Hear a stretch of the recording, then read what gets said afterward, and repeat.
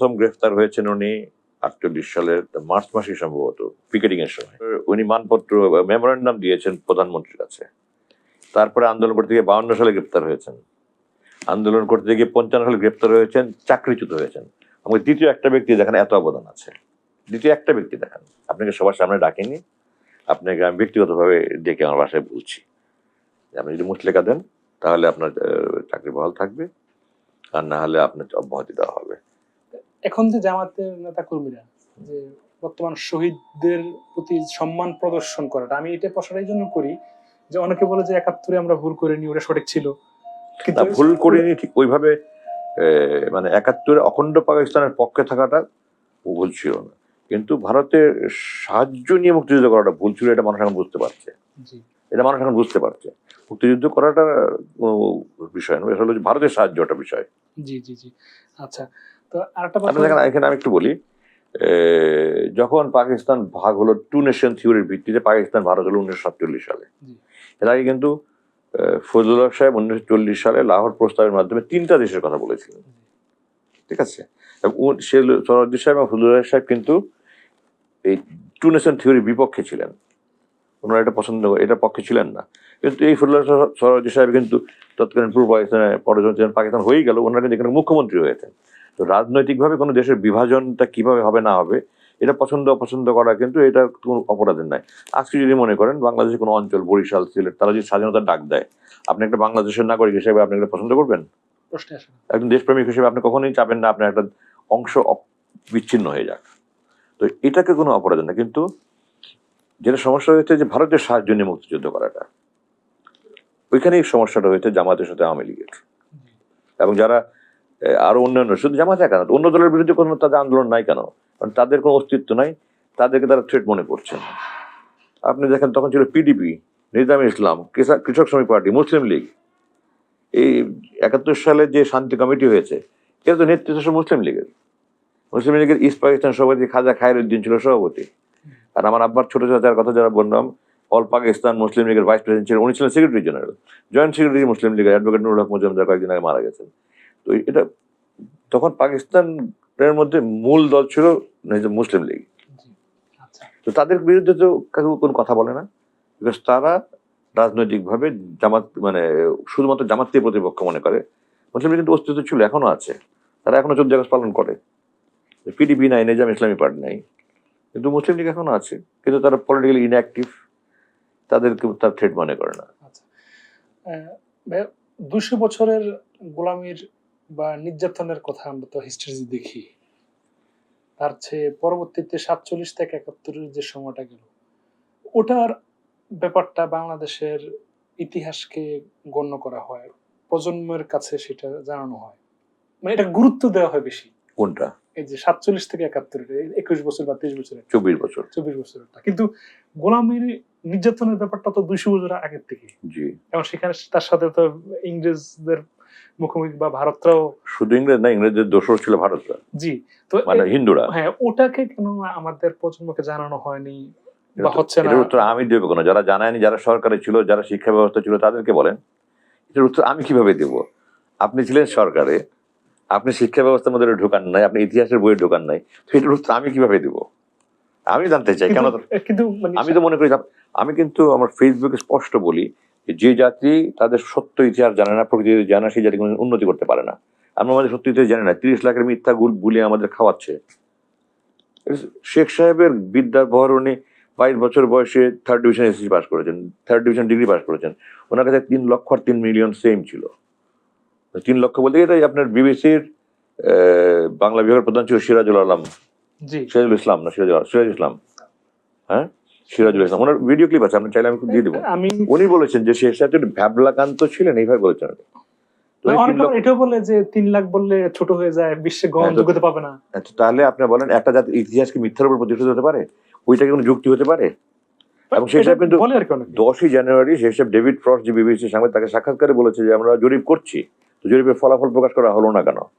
কারণ ওই যে আপনি যেটা বললেন 3 লাখ বললে মানুষের কাছে সিম্প্যাথি পাওয়া যাবে না, এই জন্য উনি বলে। আর ওনার কাছে আমরা বাংলায় যেমন হাজারের পরে লাখ, ইংরেজি 1000-এর পরে মিলিয়ন, এর মধ্যে তো কিছু নাই। কিন্তু এই মিলিয়ন আর লাখের মধ্যে যে একটা শূন্য বেশি বেশ কম আছে, আপনি বুঝতে পারেন। এবং এই মিথ্যা ইতিহাস বলেই আমাদের মানে চালিয়ে দিচ্ছে। আচ্ছা, ভাষা আন্দোলন কি 52 সালকে ধরা হয়? আর ভাষা আন্দোলনে আপনার বাবারও প্রত্যক্ষ অবস্থান ছিল জেনেছি। মানে কেমন ভূমিকা ছিল একটু? আমি তো ওনাকে ভাষা সৈনিক বলি না, আমি ওনাকে ভাষা সেনাপতি বলি। আমি চ্যালেঞ্জ দিয়েছি, আমার টক শোতে দিয়েছি, আমি আমার ফেসবুকে লিখেছি, অধ্যাপক গোলাম আযমের থেকে ভূমিকা কারো বেশি আছে বাংলাদেশে, কারণ পৃথিবীর ইতিহাসে কেউ প্রমাণ করতে পারবে না। ওনার ভূমিকাগুলি আমি কিছুটা হাইলাইট করি, এবং আপনি আমাকে একটা ব্যক্তি বলেন যে ওনার থেকে বেশি ভূমিকা আছে। যখন দেশ বিভাগ হয় 47 সালে, উনি তখন ডাকসুর জিএস। 46, 47, 47, 48 পরপর 2 বছর ডাকসুর জিএস ছিলেন। যখন কায়েদে আজম মোহাম্মদ জিয়াদ হচ্ছেন পাকিস্তানের প্রধান, এবং লিয়াকত আলী প্রধানমন্ত্রী এবং প্রেসিডেন্ট, তারাও এসে বললো বাংলাকে রাষ্ট্রভাষা। তারপরে এটা নিয়ে অসন্তোষ সৃষ্টি হলো। 1948 সালের 27 নভেম্বর 1948 27 নভেম্বর ঢাকা বিশ্ববিদ্যালয়ে যে জিমনেশিয়াম আছে কার্জনালের পশ্চিম দিকে, যেখানে বিরাট মাঠ আছে, ওখানে বিপুল ছাত্র জনতার উপস্থিতিতে আমার বাবা অধ্যাপক গোলাম আযম তৎকালীন ডাকসুর জিএস বাংলাকে রাষ্ট্রভাষা করার জন্য একটা মেমোরেন্ডাম পাকিস্তানের প্রধানমন্ত্রী লিয়াকত আলী খানের কাছে যায়। তার স্ত্রী, ওনার স্ত্রীও রানা লিয়াকত ওনার পাশে বসাচ্ছিলেন স্টেজে। তো এটাই আনুষ্ঠানিকভাবে পাকিস্তান সরকারের কাছে বাংলাকে রাষ্ট্রভাষা হিসাবে স্বীকৃতি দেওয়ার জন্য প্রথম দাবি। এর আগে কেউ আনুষ্ঠানিকভাবে দাবি করেনি, চিৎকার চেঁচামেচি করেছে। কায়েদে আজম যখন মার্চ মাসে এই যেটাকে এখন সরোজ উদ্যান বলা হয়, এটার নাম ছিল রমনা রেস কোর্স। এর আগে পাকিস্তান আমলে ওখানে ঘোড় দৌড় হইতো, ঘোড়দের মধ্যে জুয়া খেলা হতো, এটা বন্ধ করা হয়েছে। তো ওইটাই জন্য রেস কোর্স নাম ছিল এটা পাকিস্তান আমলে, রমনা রেস কোর্স। ওইখানে কায়েদে আজম বক্তৃতা দিয়ে বলেন বাংলা উর্দু রাষ্ট্রভাষা হবে। তখন কেউ কেউ নো নো বলে উঠছে, শেখ সাহেব নাকি ওই নো নো তারা বলছে তাদের মধ্যে ছিল, এবং এটার জন্য বলে অনেকে বলে ওইটাই ভাষার আন্দোলনের প্রথম সূচনা। বাজে কথা। পিকেটিং করেছে আমার বাবা ডাকসুর জিএস হিসাবে, ফজলুল হক ভিপি ছিলেন তখনই। উনি ছাত্রদেরকে বিভিন্ন দলে বিভিন্ন জায়গায় পাঠিয়ে উনি একটা দল নিয়ে, সেটা গুলিস্তানে টিএনটি ভবন যেটা আছে গুলিস্তানে, ওখানে উনি পিকেটিং করতে গিয়ে ওখানে প্রথম গ্রেফতার হন ছাত্র অবস্থায় ভাষা আন্দোলনের নেতৃত্ব দিতে গিয়ে। তারপর 48 সালে উনি মানপত্র পেশ করেন, মেমোরেন্ডাম পেশ করেন, মানপত্র না মেমোরেন্ডাম পেশ করেন। এরপরে উনি ছাত্র জীবন শেষ হয়ে রংপুর কারমাইকেল কলেজে যখন অধ্যাপনা করেন, 52 সালে ভাষা আন্দোলনের নেতৃত্ব দিয়ে গিয়ে মিছিল থেকে গ্রেফতার হয়েছেন। এরপরে 55 সালে পুনরায় যখন ভাষা ফেব্রুয়ারি মাস আসে, তার আগে দিয়ে আপনার ডিসি সাহেব একদিন সব টিচারদেরকে ডাকলো, যারা ভাষা আন্দোলনের নেতৃত্ব মানে জড়িত তাদেরকে ডাকলো, সরকারি যারা চাকরি টাকরি করে। আমার বাবাকে ডাকেনি, উনি সবাইকে ডেকেছে, ডেকে বলেছে আপনারা যারা এটার সাথে জড়িত আছেন, আপনারা যদি মুশলেখা দেন যে আপনারা কাজ করবেন না, তাহলে আপনার চাকরি বহাল থাকবে, নাহলে আপনাদের চাকরি থেকে অব্যাহতি দেওয়া হবে। সবাই মুশলেখা দিয়েছে। আব্বাকে ওখানে ডাকেনি, আব্বাকে আলাদাভাবে ডিসি সাহেব বাসায় ডেকেছেন।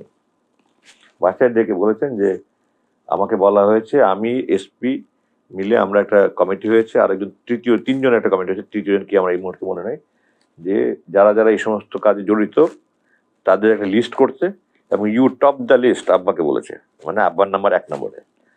আমি সবাইকে আলাদাভাবে আমার অফিসে ডাকিয়ে বলেছি মুশলেখা দেওয়ার জন্য, আপনাকে সবার সামনে ডাকিনি, আপনাকে আমি ব্যক্তিগতভাবে ডেকে আমার বাসায় বলছি যে আপনি যদি মুশলেখা দেন তাহলে আপনার চাকরি বহাল থাকবে, আর না হলে আপনার অব্যাহতি দেওয়া হবে। তা আব্বা সরাসরি প্রত্যাখ্যান করেছেন, প্রশ্নই ওঠে না, আমি কোনো অন্যায় কাজ করছি না, অন্যায় কাজ করছি না আমি। এবং ডিসি সাহেব জবাব দেন, হ্যাঁ আমি জানতাম যে আপনি এটাই বলবেন, এই জন্য সবার সাথে আপনাকে ডাকিনি, কারণ আপনি বললে তখন আর অন্য অনেকে তখন শক্তি পাবে। এবং এই কথা বলার কয়েকদিন পরেই আমার বাবাকে ক্যাম্পাসের ভিতরে বাসায় থেকে গ্রেফতার করে নিয়ে যায়, এবং এই প্রথম রংপুর কারমাইকেল কলেজের ভিতরে পুলিশ ঢুকে। আব্বাকে গ্রেফতার করে, আব্বা খুব জনপ্রিয় ছিলেন, আব্বা খুব জনপ্রিয় ছিলেন। ওনার ব্যক্তিত্ব এমন যে ওনাকে দেখলেই মানুষ ওনাকে ভালোবাসবে, কথা শুনলে তো আরো ভালোবাসবে। আর নাহলে এত মিথ্যা প্রচারের পরে আপনি বলেন এত বড় জানাজা কি করে সম্ভব? সরকারের রক্তচক্ষু উপেক্ষা করে, মানে গুলি বোমার ভয় উপেক্ষা করে এত লক্ষ লক্ষ মানুষ পৃথিবীতে এত বড় জানাজা হয়েছে বলে মনে হয় না। কারণ ওনাকে যারা দেখেছে ওনাকে ভালোবেসেছে, ওনার যারা কথা শুনে যারা ভালোবেসেছে, ওনার মতো নীতিবান লোক। আমি বলি যে আমরা উনি এই দেশে মুকুটহীন রাজা, কারণ উনি কোনোদিন সরকারি কোনো 4বার ওনার সুযোগ ছিল মন্ত্রী হওয়ার, উনি হননি। কিন্তু মানুষ ওনাকে যেভাবে রাজকীয়ভাবে বিদায় দিয়েছে, পৃথিবীর ইতিহাসে এরকম বিদায় বোধহয় কারো হয়নি। তো উনি ওনাকে যখন নিয়ে গেল তখন ছাত্ররা আন্দোলন শুরু করলো, এবং আন্দোলন শুধু ছাত্র না, ছাত্র অভিভাবকরাও আন্দোলন শুরু করলো, এবং কলেজ কর্তৃপক্ষ তখন মানে কলেজ বন্ধ করে সবাইকে ছুটি দিয়ে দিতে বাধ্য হলো। তারপরে 1 মাস 25 দিন পরে আব্বাকে যেদিন মুক্ত করলো, তো এর মধ্যে আব্বাকে ভরে নিয়ে আব্বাকে চাকরি থেকে বরখাস্ত করা হলো। তখন আন্দোলন শুরু করলো। 1 মাস 25 দিন পর যেদিন মুক্তি দিল, সেদিন শহরে 144 ধারা জারি করা হলো যেন ওনাকে নিয়ে কেউ মিছিল করতে না পারে, এবং এসপি সাহেব ওনাকে রংপুর জেল থেকে গাড়িতে করে নিজে উঠে নিয়ে ট্রেনে উঠে গিয়ে ট্রেন যতক্ষণ পর্যন্ত চলে না যায় ততক্ষণ অপেক্ষা করেছে যেন উনি কোনো কিছু করতে না পারেন।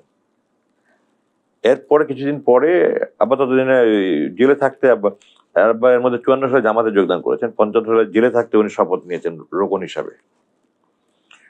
তো আব্বা মুক্তি পাওয়ার কিছুদিন পরে আব্বাকে ওখানে তখন পাকিস্তানে, পশ্চিম পাকিস্তান, তৎকালীন পশ্চিম পাকিস্তানে শাসনতন্ত্র প্রণয়ন কমিটি হয়েছে একটা, ওটাতে আব্বাকে মৌলানা মোদী সাহেব ডাকিয়ে নিয়েছেন যে এমপিদের মাঝে লবি করতে যেন ইসলামী শাসনতন্ত্র হয়। আব্বা ভালো বক্তা ছিলেন, মানুষকে আপনার কনভিন্স করার, ওনার একটা আল্লাহ তো ওনাকে একটা বিশেষ যোগ্যতা দিচ্ছে মানুষকে কথা বলে অনুপ্রাণিত করার জন্য, মোটিভেট করার জন্য।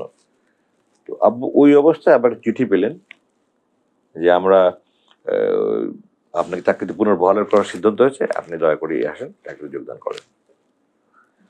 আর যদি চাকরিতে যোগদান করতে না চান অন্তত আপনি আসছেন, আমরা আপনাকে আনুষ্ঠানিকভাবে সুন্দরভাবে বিদায় সম্বর্ধনা দেব।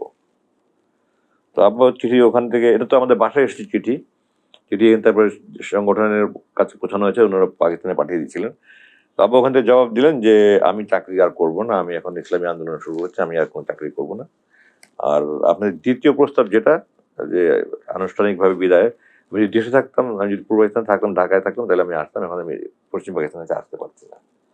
তো এই যে দেখেন আপনি, প্রথম গ্রেফতার হয়েছেন উনি 48 সালের মার্চ মাসে সম্ভবত পিকেটিং এর সময়। তারপরে উনি মানপত্র মেমোরেন্ডাম দিয়েছেন প্রধানমন্ত্রীর কাছে। তারপরে আন্দোলন করতে গিয়ে 52 সালে গ্রেপ্তার হয়েছেন, আন্দোলন করতে গিয়ে 55 সালে গ্রেপ্তার হয়েছেন, চাকরিচ্যুত হয়েছেন। আমাকে দ্বিতীয় একটা ব্যক্তি দেখেন এত অবদান আছে, দ্বিতীয় একটা ব্যক্তি দেখেন। তো ওনার আমরা আমরা অভাগা জাতি, ওনার ভাষা আন্দোলন, ওনার ভূমিকার জন্য আজ পর্যন্ত কোনো স্বীকৃতি দেওয়া হয়নি। আমি ইনশাল্লাহ এটা নিয়ে আগামী ফেব্রুয়ারির আগে আমি এটা নিয়ে মুভ করবো ইনশাল্লাহ, যে ওনাকে ভাষা সেনাপতি পুরস্কার দিতে হবে। ভাষা সৈনিক নয়, উনি সেনাপতি। শেখ সাহেবের কোনো ভূমিকাই নেই ভাষা আন্দোলনে, ভাষা আন্দোলনে শেখ সাহেবের কোনো ভূমিকাই নাই। ওই মিটিং এর মধ্যে যখন বলেছে বাংলা রাষ্ট্রভাষা, উর্দু রাষ্ট্রভাষা হবে, তখন একটা নো করে চিৎকার করাটা কি কোনো ভূমিকা হলো? উনি যারা বকাট টাইপের লোক ছিলেন, মাস্তান গুন্ডা প্রকৃতির লোক ছিলেন। আপনি ওনার অসমাপ্ত আত্মজীবনী বই পড়ে দেখেন, সারা বই লেখা শুধু ওনার মারামারির কাহিনী।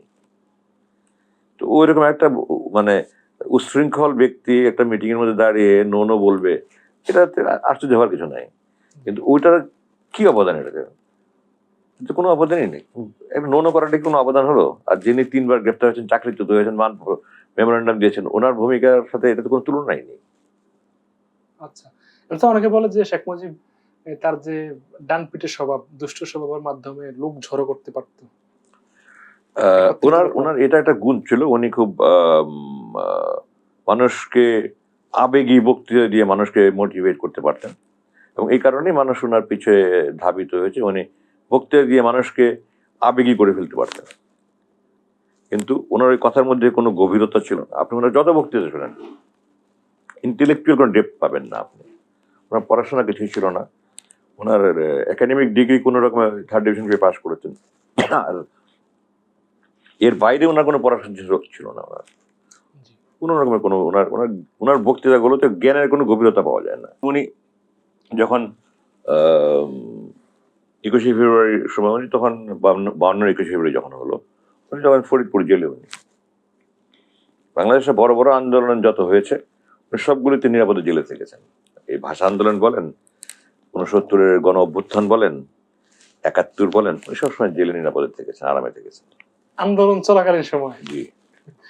আচ্ছা, এরা অনেকে বলে যে উনি ইচ্ছাকৃতভাবে যখন ইচ্ছা হয়েছে গ্রেফতার হয়েছে, ইচ্ছা যখন, কারণ ওনার বইয়ে আছে উনি অনেকবার গ্রেফতার এড়িয়েছেন, কয়েকবার দোতলা থেকে লাফ দিয়ে পড়েছেন, চলন্ত ট্রেন থেকে লাফ দিয়েছেন, আমি নিজে পড়েছি, চলন্ত ট্রেনে উঠেছেন, ওই করাচি থেকে সরাসরি ঢাকা আসেন, ভারতে গেছেন, ভারতের ভিতর দিয়ে এসছেন গ্রেফতার এড়ানোর জন্য।